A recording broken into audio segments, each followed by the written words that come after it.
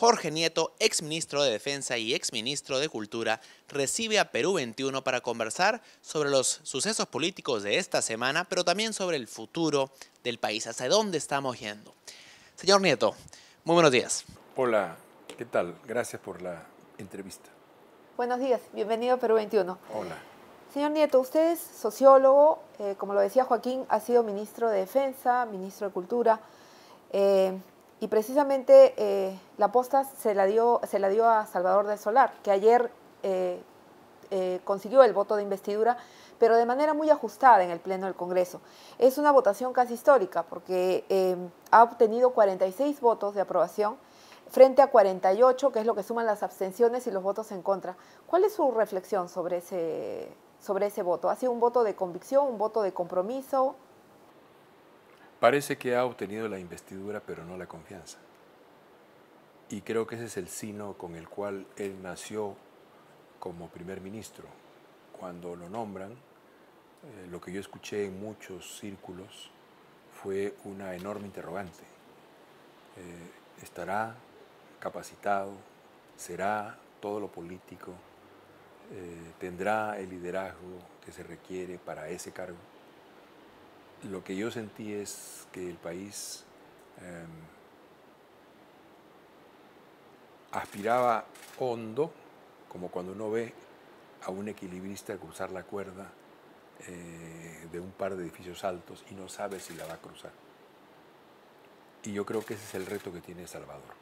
Me parece que la votación del Congreso de ayer, con todos los aderezos políticos que pueda tener, lo que están reflejando es un poco eso. Necesita ganarse la confianza, construir la confianza en su capacidad de conducción política. Él presentó un mensaje con una política de gobierno que se basa en 5 ejes.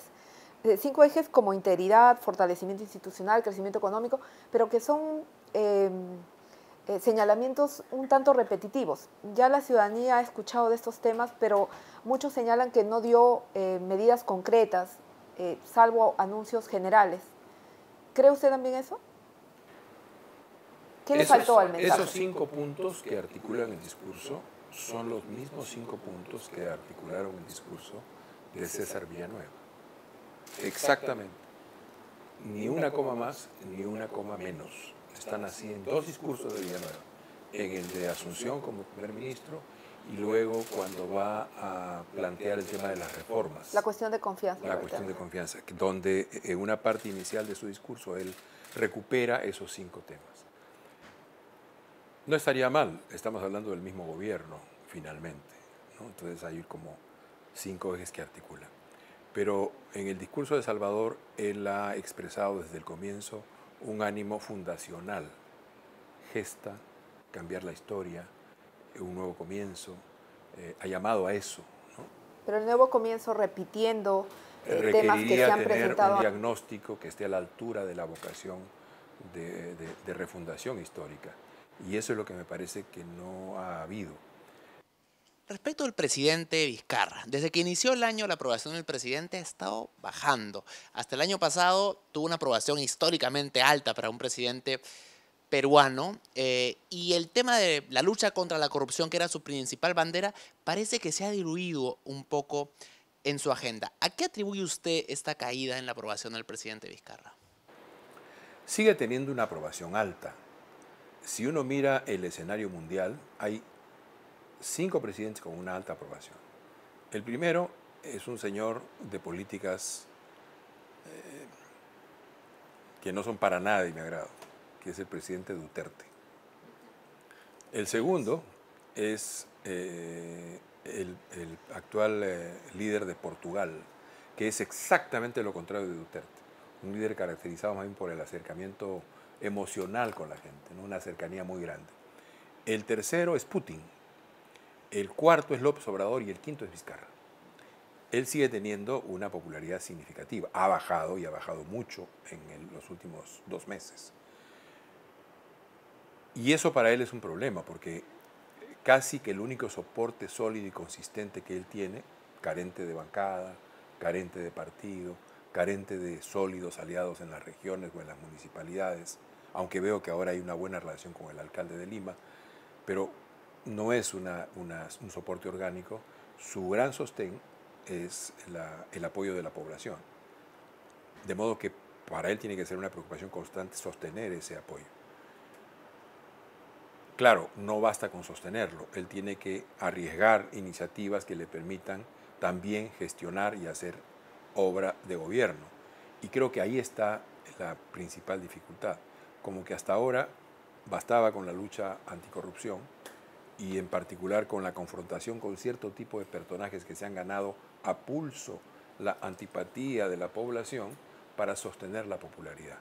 Pero aparecen, como es normal, después de un tiempo, sin que la gente piense que la lucha contra la corrupción no es necesaria, no es útil, no es algo que haya que hacer, y más bien piden que se siga haciendo eso, pero es clara la demanda de seguridad, es clara la demanda en servicios de salud, es clara la demanda en educación y sectorialmente en ciertas áreas como la reconstrucción en el norte, como la atención a los damnificados en el sur.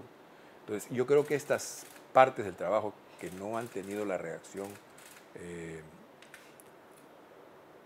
rápida y eficaz de parte del gobierno son las que le están pasando factura. Una crítica recurrente al presidente Vizcarra y que ha salido también en el debate de investidura del premier del Solar en el Congreso es que el presidente se guía mucho por las encuestas, le importa mucho su popularidad. ¿Usted comparte este punto de vista? Está bien que al presidente le importe su popularidad, es casi el único sostén que tiene, el apoyo de la ciudadanía, pero no puede ser lo único. Y justamente la habilidad política del hombre de Estado en esa situación es ver cómo sostengo mi popularidad, pero al mismo tiempo invierto parte de ella en medidas de gobierno que me permitan resolver problemas. Para lograr todo eso, ¿tiene un buen acompañamiento en el Gabinete del Solar? ¿Usted encuentra que el Gabinete del Solar es un gabinete que va a poder acompañar y enrumbar este nuevo tramo, este segundo año de gobierno del señor Vizcarra? No todos los ministros son iguales, pero mencionaré a una ministra que es poco conocida y que ha sido conocida por cuestionada, que es la ministra de Educación, Flor Pablo. Ella es una mujer que sabe su sector.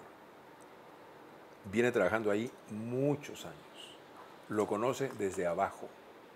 Es maestra, ha estado en aula y luego ha sido funcionaria del Ministerio de Educación durante mucho tiempo. Yo tengo expectativa en lo que ella pueda hacer en el tema educativo. Ahora, ella tiene un reto. Tiene que transitar de una alta funcionaria a ministra. Me refiero al tránsito político y psicológico que supone ese cambio, porque no es lo mismo ser incluso viceministro que ser ministro. El ministro tiene que tomar decisiones, tiene que trazar rumbos, tiene que orientar políticas y tiene que hacer que todo funcione, tiene que estar permanentemente haciendo el seguimiento de los que trabajan con él para que las cosas se ejecuten. Y yo no sé, yo espero que ella dé el salto, porque calidades y talentos lo tiene. Y respecto del Solar, usted mencionó que se ha ganado la investidura más no la confianza. En particular, para usted, ¿Salvador tiene su confianza como ciudadano? Yo creo que él tiene que demostrar. Tiene un reto en el cortísimo plazo, que es las Bambas. Y hasta ahora lo que yo he visto es que el gobierno estaba enrumbado en una cierta dirección para resolver el problema, de mucha presión sobre la comunidad y los comuneros o las comunidades aledañas, y luego en el camino se dieron cuenta de que no era tan fácil hacerlo, encontraron resistencia y han cambiado de dirección. El último viaje de los 3 ministros fue para convencer a las comunidades de Fuerabamba de que nombraran un nuevo interlocutor porque el principal, el presidente de la comunidad, estaba detenido. La respuesta que iban a obtener era más o menos obvia, no necesitaban viajar a Apurímac para saber qué iba a contestar la gente. Yo ahí siento un poco de falta de experiencia en el terreno. Una crítica que ha habido al mensaje ha sido precisamente que no se mencionó el tema de Bambas. Esto es... ¿A qué obedece esta estrategia? ¿Por qué el premier decidió hacer eso, cree usted? No lo sé. ¿Por qué ha decidido eso? No lo sé. Pero a diferencia de lo que escuché de un congresista que pensaba que, dado que había un proceso de inicio de posible negociación, porque la negociación está en varias condicionales todavía, ¿no es cierto? Hay varias condicionales para llegar a sentarse a la mesa. Que decía que como estaba eso en proceso, él prefería que no se hubiera nombrado porque pues, se podían cometer errores, pero uno escribe y lee, ¿no?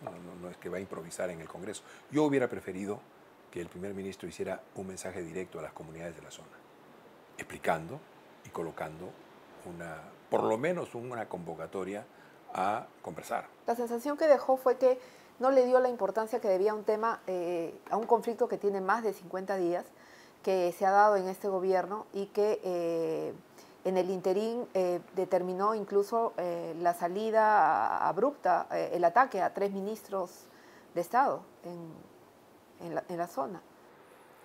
Y en la delegación no viajó el ministro de Minería, que es el directamente implicado en el asunto. No sé con qué argumentación, con qué razón, pero el ministro de Minería no viajó. Ahora, que ha habido negligencia en relación al conflicto me parece claro, no solo del gobierno. Cuando empieza el conflicto, la empresa dice, este es un asunto entre la comunidad y el gobierno. El gobierno dice, este es un asunto entre privados, la empresa y la comunidad. Y la comunidad dice, este es un asunto que tiene que resolverlo el gobierno y la empresa. Es decir, ninguno de los actores implicados en el proceso de negociación se veía a sí mismo o quería aparecer como protagónico de la solución. Felizmente esa parte ya acabó, pero nos indica cómo estábamos llegando al conflicto. Los economistas dicen, y con razón, que se trata de probablemente el 1% del PBI. Bueno, siendo tan importante, tiene que ser pues un tema central de la tarea de gobierno. Y la declaración que yo vi de los funcionarios del gobierno, y creo que del propio primer ministro, es que allí no había conflicto. Hay que señalar que el caso de las Bambas no es el único conflicto en relación a las industrias extractivas. Hace poco también ha habido la toma del lote 95 en Loreto y hay una serie de voces políticas que están construyendo una agenda en torno a, digamos, una agenda anti-extractivista como, bueno, está Gregorio Santos, está Antauro Humala, está surgiendo el líder Quiroga, que es un líder islámico del Incarri Islam, que está en la zona de Bambas. ¿Cree usted que este discurso anti-extractivista pueda tener un rol dominante en las próximas elecciones? Lo singular de las Bambas es que no plantea un conflicto de modos de vida. Es decir, no es una confrontación entre un modo de vida agrario y un modo de vida minero. Los comuneros han aceptado la mina y están negociando sobre los réditos de la actividad minera. Si estamos hablando de un problema de soles, es un problema de sumas y restas, nada más. No es un conflicto de formas de vida. Y por eso es tan importante lo de las Bambas, porque si allí que no tenemos un conflicto de discursos que aluden a formas de vida, tenemos las dificultades que tenemos, bueno, cuando se planteen temas de otra naturaleza, las dificultades serán mayores. Yo no creo que haya mucho espacio para un discurso de ese tipo, pero sí creo que un discurso, o más bien que una propuesta o una reflexión o unas ideas de ese tipo pueden venir envueltas en un extremismo de base étnica. Y me parece que eso está como un tema pues a flor de piel en vastos sectores de la sociedad peruana, en una sociedad que por otro lado es racista, discriminadora, segregadora. Entonces hay sentimientos que pueden ser rápidamente movilizados por liderazgos políticos que sepan tocarlos adecuadamente. Ha hablado usted de un posible surgimiento de un radicalismo étnico. ¿Cree que el factor religioso también podría ser fuente de un radicalismo? Lo pregunto porque ahora vemos movimientos como Con mis hijos no te metas, que cada vez están más presentes en el debate público. Yo no diría el factor religioso, yo diría más bien una ideología fundamentalista, una manera fundamentalista de percibir el fenómeno religioso, que no es lo mismo, ¿no? El fenómeno religioso tiene otras calidades, otras densidades, pero sí veo una ideología fundamentalista operando sobre cuestiones culturales y morales. Y me parece que también está el espacio para el surgimiento de liderazgos que interpreten esa clave de la sociedad, que aprieten la tecla adecuada, toquen la melodía que deba tocarse y movilicen sectores eventualmente en términos electorales. En síntesis, yo veo dos avenidas grandes, para un extremismo de base étnica y para un extremismo fundamentalista. Me parece que están allí, en el corazón de la gente, porque además aluden a problemas reales, ¿no?, que están pasando en nuestras sociedades, a interpretación de problemas reales. Y quizá también por falta de un liderazgo que articule un mensaje de centro que sea más convincente, ¿no? Que es como la gran ausencia de la historia peruana, ¿no es cierto? Hay dos ideologías que han fracasado recurrentemente en generar liderazgos políticos en el país: el liberalismo y la socialdemocracia, que ocuparían desde una vertiente o desde la otra el espacio de centro. Y no ha sido fácil. Lo más cercano que estuvimos a eso fue con el APRA de los 30, y marco claramente, con el APRA de los 30, de Haya de la Torre. Lo más cercano que se estuvo a eso. Pero después de esa experiencia no ha habido una articulación de un espacio político al mismo tiempo con capacidad de buscar, de sostener libertades, pero preocupado por la equidad, por la justicia, por la desigualdad en nuestros países. Hay otro tema que en el mensaje de Salvador del Solar se ha percibido como un tanto ausente, el tema de las reformas políticas. La Comisión Tuesta presentó ya su propuesta, el Premier ha señalado que en los próximos días debe estar alcanzando los proyectos de ley que recojan las iniciativas que, en opinión del Ejecutivo, son las que deben salir adelante. ¿Estamos a tiempo? ¿Estamos a tiempo de llevar adelante estas reformas políticas? Se ha señalado desde Transparencia, por ejemplo, que solo tenemos hasta abril del 2020 para hacer algunos cambios relacionados específicamente a temas electorales. ¿Estamos a tiempo? ¿Es conveniente hacer esas reformas en este momento? Que se necesita una reforma política en el país, no tengo la menor duda. Viene siendo pedida a gritos por el sistema político, por la sociedad peruana, de distintas maneras. No es un tema que parezca textual, quiero reforma política, no. Pero los efectos de la corrupción, por ejemplo, en la vida pública, los sentimos y los vivimos todos los días. Y son parte de las demandas que tiene la sociedad. Ahora, me parece que cometeríamos un error si queremos producir una reforma política a empujones. Una reforma política requiere un debate, requiere la creación de consensos, requiere una discusión muy amplia, como la que convocó el presidente Vizcarra casi al momento de recibir el documento de la Comisión Tuesta. He leído el documento, son 404 páginas, lo he leído y lo he estudiado con mucho detalle. Creo que hay un problema que me gustaría colocar en la discusión, y lo coloco como pregunta. ¿Se pueden construir instituciones democráticas burlando la soberanía popular? Yo estoy de acuerdo con la bicameralidad, pero ha habido una votación. 80% de los electores han dicho no a la bicameralidad. Con trampa, sin trampa, porque hicieron y metieron y dijeron. No es nuestro papel interpretar la votación. La votación es no a la bicameralidad.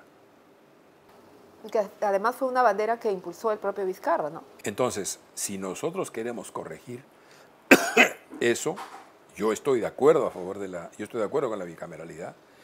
Tiene que haber alguna manera de consulta a la población nuevamente y de un esfuerzo de discusión y de convencimiento de la opinión mayoritaria, porque si no, repetiríamos el mal de nuestra república, que son instituciones que crecen distantes, lejanas y muchas veces en contra de la sociedad. Ese me parece un tema medular porque está planteado en el documento y creo que es un tema sobre el cual reposa buena parte de la propuesta de la Comisión Tuesta. ¿Hace bien entonces el gobierno, para concluir con ese tema, hace bien el gobierno en tomarse su tiempo, en no apurar el paso? Haría mejor si desarrollara o propusiera y abriera un espacio de debate. Usted mire las transiciones modélicas en el mundo. Mire la transición española. Efectivamente hubo un grupo que le llamaron, creo, de sabios, que eran los representantes de varios partidos que elaboraron un texto constitucional. Pero luego fue sometido a la votación y logró el 75% de aprobación de los españoles. En votación abierta, el texto constitucional. Bueno, si aquí queremos avanzar en esa dirección, tenemos, sobre todo teniendo un referéndum que ha dicho cosas muy nítidas. Eso en relación a lo que me parece que es la piedra angular de la propuesta de reforma. Ahora, hay otras medidas que también son importantes, pero que a mí me parece que deben ser discutidas. Por ejemplo, la Comisión propone que la elección de los congresistas se debe dar en segunda vuelta. Es decir, cuando ya están definidas las dos candidaturas que pasan a disputar la presidencia de la República. No sé si la Comisión, no me acuerdo haberlo visto, ahora que estoy en la entrevista lo reflexiono, se ha puesto en el caso de que se gane en primera vuelta. ¿Cómo se elegiría el Congreso si no hubiera segunda vuelta? No lo recuerdo, voy a revisarlo. Pero yo creo que esa propuesta es profundamente equivocada. Porque lo que vamos a hacer es elegir un Congreso de polarización política y de subrepresentación de la diversidad social y política.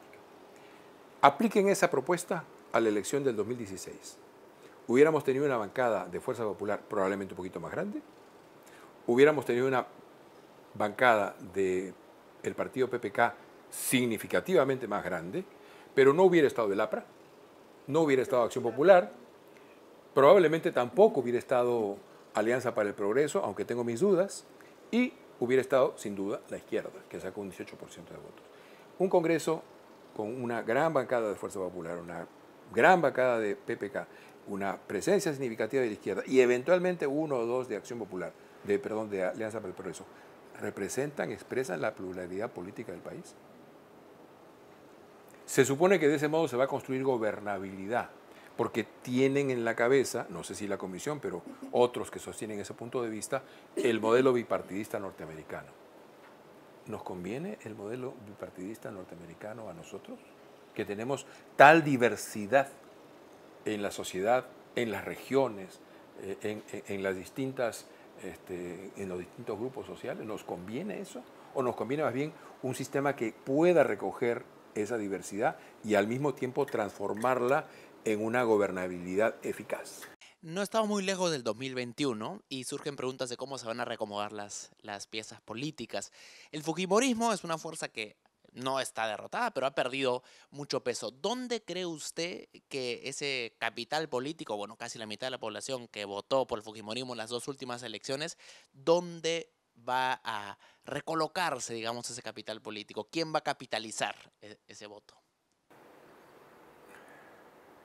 Antes del fujimorismo han habido dos fuerzas parecidas en la historia política del siglo XX peruano: el sanchecerrismo y el odriismo. Y alguna vez, creo que también con Perú 21, dije que, hace mucho tiempo ya, dije que el fujimorismo tenía una encrucijada. O se convertía en un partido político moderno que expresara una proclividad autoritaria que existe en el mundo plebeyo de nuestro país, dentro del sistema político, es decir, dentro de la democracia, o no daba el salto a ser un partido político moderno, se quedaba en lo que ha sido durante todo este tiempo, que es una poderosa maquinaria electoral, y finalmente podría derivar en una anécdota en la historia política, como lo fue el odriismo, como lo fue el sanchecerrismo. Yo creo que el dilema de la agrupación sigue siendo ese. Y los veo cometer tantos errores que parece que van en la dirección menos apetecible para sus miembros. ¿Qué va a pasar con ese electorado?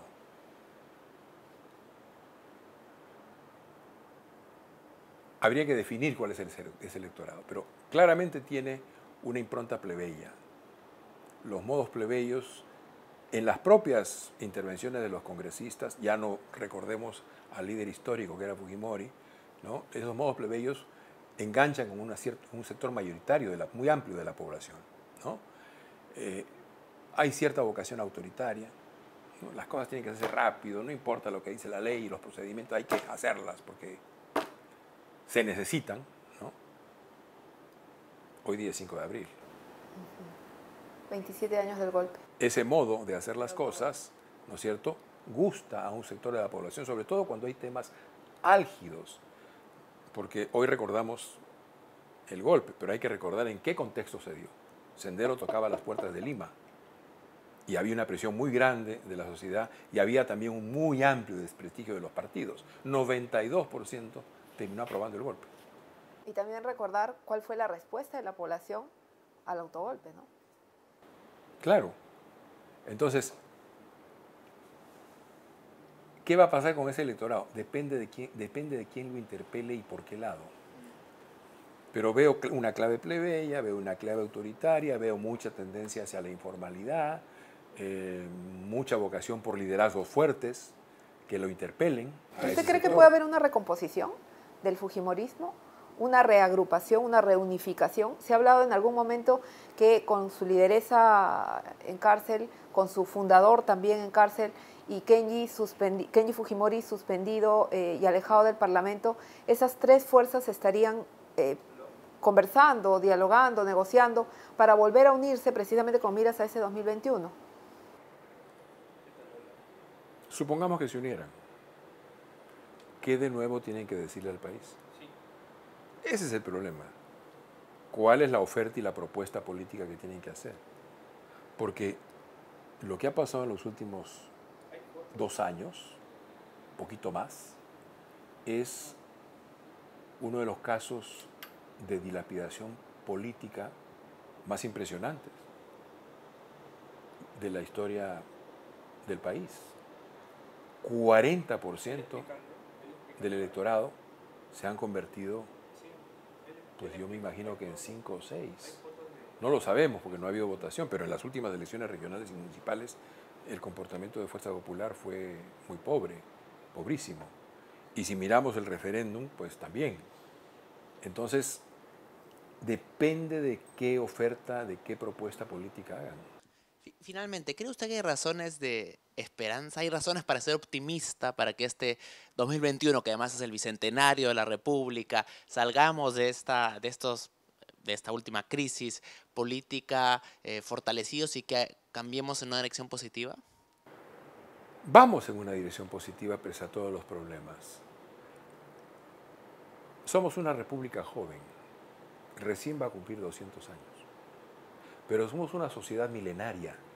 Detrás nuestro hay 10.000 años de historia y allí están, actuando en los barrios, en las sociedades, en la ciudad, en nuestros sentimientos, en nuestra manera de percibir el mundo. Construimos aquí una civilización. Hay 7 países en el mundo que pueden decir eso. El Perú es uno de ellos. Países como este, con ese fondo histórico, con esa creación cultural civilizatoria, con el vigor que uno observa en las ciudades, en los barrios, pese a todas las dificultades, yo creo que son países perennes. No se destruyen, o en todo caso, no tan fácil. Yo no veo el país, no veo el Perú con pesimismo. Si lo viera con pesimismo, no hubiera regresado. Estaba muy bien donde estaba, pero hace 5 o 6 años tomé la decisión de regresar, no solo porque veía con optimismo el país, sino porque es mi país. ¿Le interesa tener una participación política más activa? La tengo. En este momento con ustedes estoy teniendo una participación política. Estoy haciendo lo que puedo hacer en esta circunstancia, que es opinar, sugerir, proponer. Pero creo que necesitamos, dada las circunstancias, dada la situación, dada la crisis ética y moral en la cual está sumida nuestra clase política, necesitamos que gentes de todos los sectores que nunca han asumido compromisos abiertamente, los asuman. Precisamente para consolidar ese futuro esperanzado del que hablabas en tu pregunta anterior. Usted ha sido ministro. ¿Aspira a la presidencia de la República? No hay político que sea honesto al que le hagas la pregunta, que responda esa pregunta con honestidad. Todos te van a decir, bueno, si las circunstancias, si se fue, no, realmente no lo creo, si la gente me lo dijera. ¿Y usted qué me va a decir? Todo político aspira a la presidencia de la República. Si tiene convicción en sí mismo, si ha estudiado y trabajado suficientemente para formar sus capacidades, si tiene liderazgo y talento para ejercerlo. Todo político aspira a la presidencia de la República. ¿Cómo se definiría Jorge Nieto Pero como no es un acto de vanidad. Asumir una decisión de esa naturaleza es un acto de responsabilidad y tiene que ser muy bien sopesada. No es un acto de vanidad.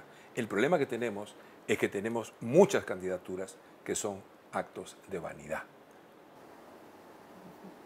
¿Y cómo se definiría Jorge Nieto como candidato? Si lo fuera, te lo diría. Señor Nieto, le agradecemos mucho por su tiempo. No, a ustedes al contrario. Muchas gracias.